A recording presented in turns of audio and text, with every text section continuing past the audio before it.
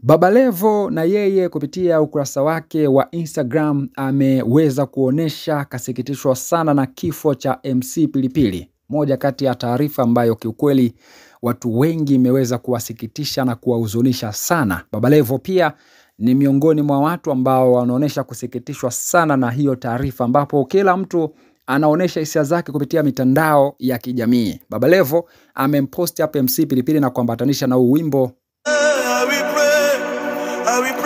na akaposti hii ni habari kutoka katika media yake ya 7 Media kwamba MC Pilipili afariki dunia.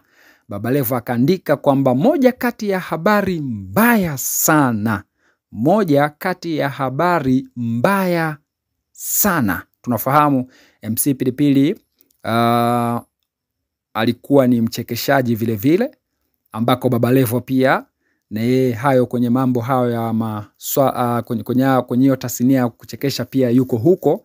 Kwa hivyo ni walikuwa wanafahamiana. Walikuwa wanafahamiana, ukaribu ule ulikuwepo.